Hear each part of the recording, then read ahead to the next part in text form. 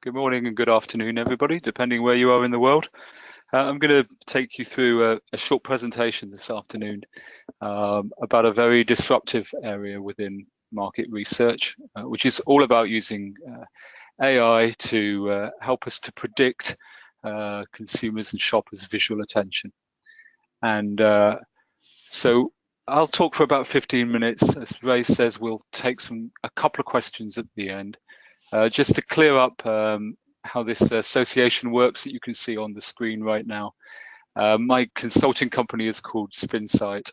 I work at the intersection between market research and analytics companies who are looking to modernize their product portfolio and new disruptive MR tech that's looking to find a market and anchor its technology around a business question. And one of those that I'm super excited to be working with is a company called Aitrak, and this company has been in kind of stealth mode now for the last 12 months, 18 months, while it's been building the product, and proud to be part of the launch over the next few weeks. So with that, let me jump right into the detail and perhaps start with a little detail about the problem that the technology is looking to solve. So let's rewind a little bit, and I wanted to talk to you about this whole issue of how we're going to use AI to predict people's visual attention. Now, it's well documented, and all of you on this call will know that we're bombarded by messages of all shapes and forms, different products, packs, advertising of all shapes and forms, digitally and in the real world.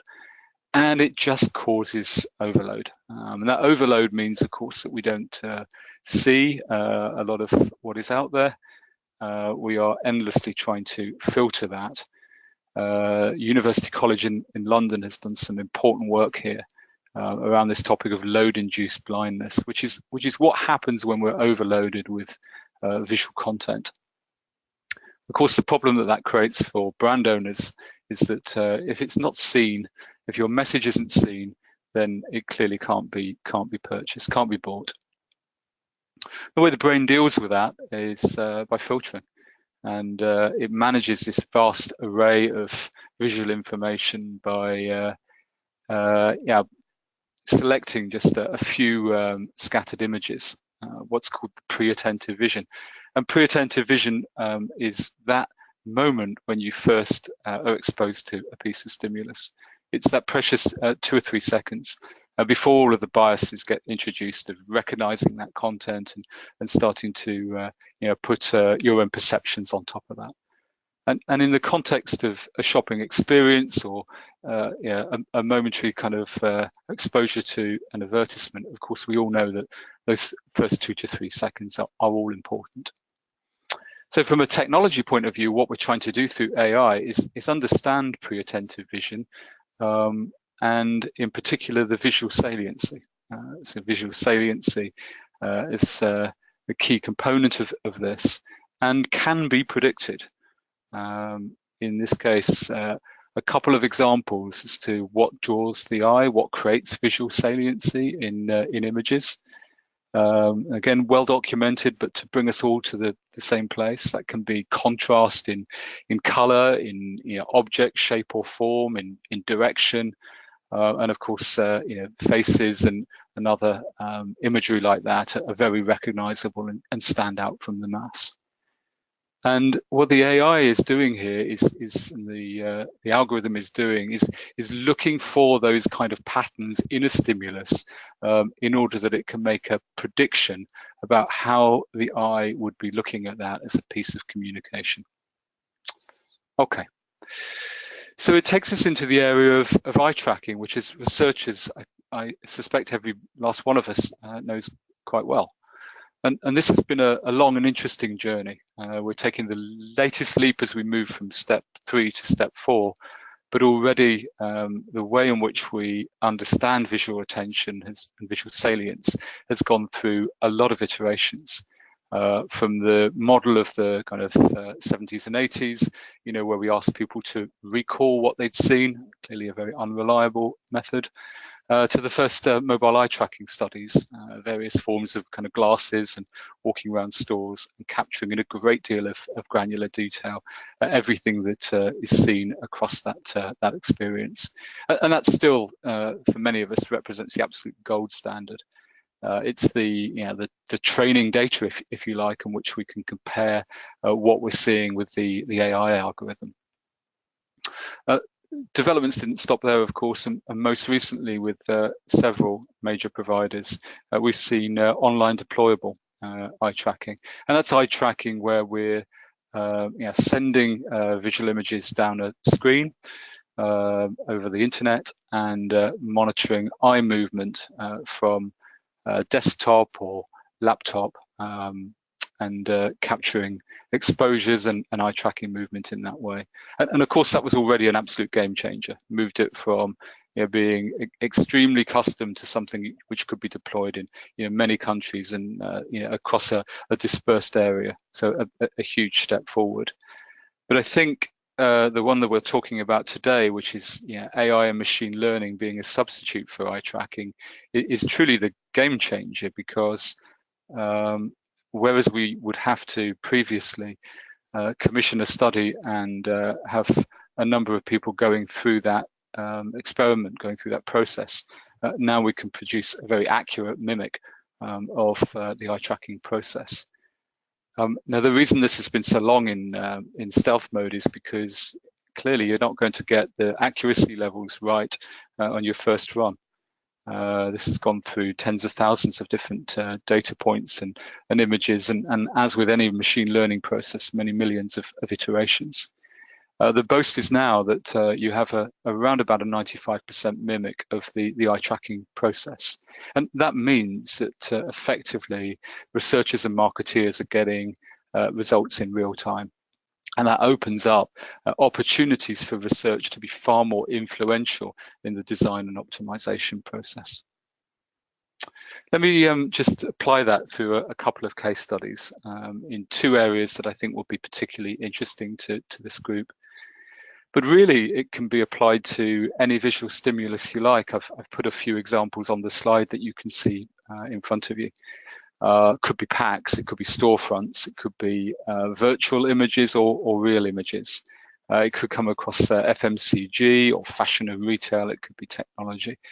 If you can upload a photo, then we can run a routine on it. And it's been trained across images of retail settings, pack settings, category settings, etc. Let me get into a couple of the metrics, knowing that this is a group of researchers that we have on the phone. So remember, we're not running this through classic eye tracking, we're mimicking the results of eye tracking by applying the algorithm. So it's a new approach, but it still produces familiar KPIs. KPIs like heat maps and opacity maps, where we're able to understand where people are dwelling. Information like gaze plots that will track the 1, 2, 3, 4 of eye movement across a piece of visual stimulus. And also what we call areas of interest, which kind of decomposes each of the elements of a piece of stimulus into its constituent parts: brand, picture, message, small print, and gives you some clues in terms of the design balance. So a new approach, but the same kinds of metrics that you're used to seeing. Let's just spin through a couple of examples if we can. And first, pack testing, often a focus of eye tracking, and here we've just mocked up 4 different fake rice packs. Oftentimes you will be comparing and contrasting a current pack with potentially new designs, but for the purpose of keeping this entirely neutral, these are all mocked up. None of these exist on the market. So what we can do here is we can test that as a piece of stimulus solus, but you can also drop that into a shelf setting and apply exactly the same routines in either of those scenarios, giving us detail about what is captured and what is communicated, giving us information on kind of standout and visibility, but also having an inherent benchmarking in that by being able to compare across designs. Now, the kinds of metrics that we're collecting here are more useful for understanding design balance. What is the interplay between brand and message and small print, for example, across those different designs, and what would you want to do with that information when we've got it? So we've mocked up a result. Again, this comes from the areas of interest study, and you can see on the left-hand side, design A, just broken into those constituent parts, the headline, the claim, the accreditation, the small print. And there you can see the 100% of visual attention is broken down into those various parts. And of course, if you're testing more than one design, you can then look at how that compares head to head in order that you can pick winners in a much more rapid screening process than you're able to do through classic respondent-driven research.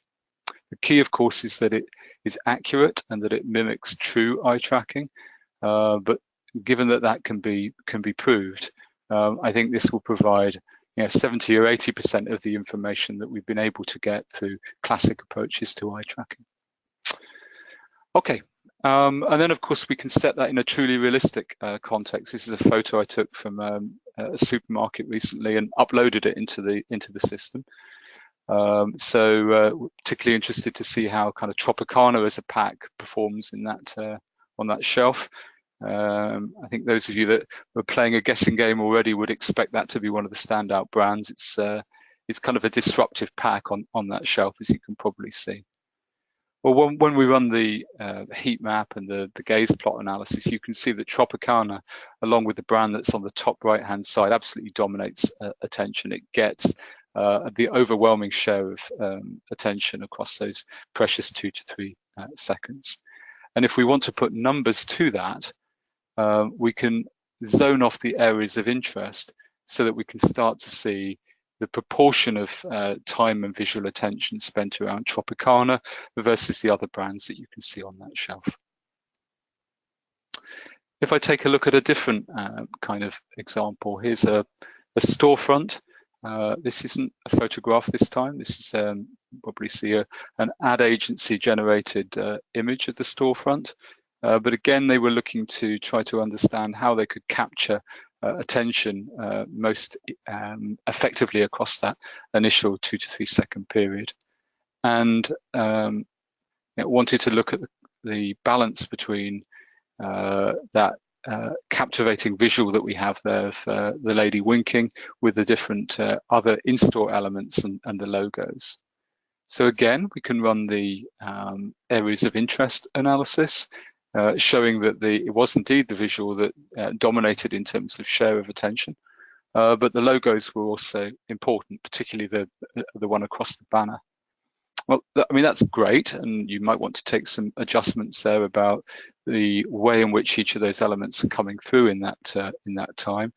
But probably even more importantly, you'd want to run those head-to-head analyses of store A versus store B. If you can do a spot the difference very briefly, you'll see that we've changed just by photoshopping the logos on the left and right of the storefront so that they are more impactful, they stand out stronger in order to get more brand recognition in that 2 to 3 second period. And again, we can run that same analysis. I won't go through that now. I think we've already got the point. But that it does indeed show that if you were intending to create more balance around the brand name, then that would be an impactful way of doing that. So to summarize, we feel that with this very valuable disruption to the eye tracking process, it's no overclaim to say that the future of eye tracking is in fact eye tracking, but it rests very importantly on having a trained data set which is accurate and can be relied on to be representative of visual attention and can be used to optimize design in the moment while people are making the decisions about the pack to select, the way to set out a front window, many other things around category layout, shelf rules, all of these kinds of things. So in summary, good quality base data combined with a supervised and machine learning process. Thanks, Ray, for the blog post earlier today. And an algorithm that's been improved over a period of 18 months gives us the confidence now to be able to use this kind of technology as a major disruptor, enabling us to do these kinds of detailed studies around visual stimulus far more quickly and cost effectively than ever before. And with that, I'll just leave you with the details of where you can get in contact if you want any more information about this or have any more detailed questions. You've got my email address here on the screen and my phone number for any phone calls or text messages that you'd like to send. Let me roll that over now to this group and take any questions that you have. Thank you, Adrian. Great presentation. First question that we've got from somebody here is, presumably this is about mimicking eye tracking of two-dimensional images. So you wouldn't be able to mimic what somebody might wear if they went with Toby glass into a store, but you can mimic what happens if you put an image in front of them or you put an image on the computer and so on. Yes, absolutely correct. Great question. It's rendered to be able to process two-dimensional images. That isn't to say that you cannot get a sense of people's journey, right? So if, for example, you wanted to understand likely attention as people go into a store, reach the end of aisle, the so-called gondola end, and then walk down that aisle, then again you could achieve that via multiple photographs, so that you'd get a view on the attention that category creates, and multiple points of entry and multiple views of that category. But no, the question is, and the observation is spot on. This is trained around 2D images rather than 3. And a similar sort of question we have here, what's your opinion regarding location of the display versus image picture with words? So again, this might be where your eye goes to it in a static situation, but if it was in a dynamic situation, would something different happen? Which is probably the same as with all I think this is the value of doing the head-to-head studies, isn't it? Because for this to have credibility, you have to run that head-to-head data, don't you? And just for clarity for everybody on this call, that head-to-head data is run using the classic mobile eye tracking approaches, things like Toby glasses. There are other brands that similar tech, and using that as a trained data set, and then having the algorithm get closer and closer to what the eye tracking is designed to generate. But it does only what it says on the tin. I mean, I was at pains to point out that this is a technique for understanding visual salience across those all-important 2 to 3 seconds. It is not a long form view necessarily, which will give you insight about everything that is captured across a 30-second visit to a fixture, for example. So we've got 2 questions. I'm going to try to take them as quickly as we can because we're running out of time. Yep. One which is probably more general for eye tracking as much as for your system. Have you compared the results of when you asked people what did they notice with what did the machine say they saw or that they would see? I think for us the most interesting part is to reference it against a kind of gold standard currency, and the reason I say that is that it's well recorded that our recall of what's seen is not a particularly thorough or accurate capture of what is actually seen. And let's go back to that visual at the top of the presentation. there's no way that you can recall even a fraction of that. So we're not trying to train the algorithm on the basis of recall-based measures. We take as our gold standard granular eye tracking data and look to mimic that as a data set in terms of the accuracy level. And the final one is kind of, can you turn the machine around and say, generate hundreds of thousands of potential displays and say which ones would be the most noticed, to try to work out how to design better standout products in the future, as opposed to simply evaluating the standout of products? That's a lovely question. I think two things really quickly to that, Ray. One would be that linked in with this is the so-called golden rules. We've captured a few of these here because both in design agencies and I think enhanced by what we've learned through the machine learning. We have an estate of knowledge about what works, what drives visual saliency, and how can you impact and create greater attention through the balance of good design. Absolutely, as illustrated with the pack design example, this is extremely useful for screening multiple variants and picking winners. I've not seen it yet applied to hundreds brought down into the top ones. It tends to be a smaller evoke set, but that's only because that's the normal way, I think, in which we go through the process of screening, refining, and creating our winners. I hope that answers the question. If I haven't answered that question properly for the person that answered it, let me invite them to contact me on adrian@spinsight.co.uk, and we'll have a follow-up on that. Great, thank you very much, and thank you for the presentation.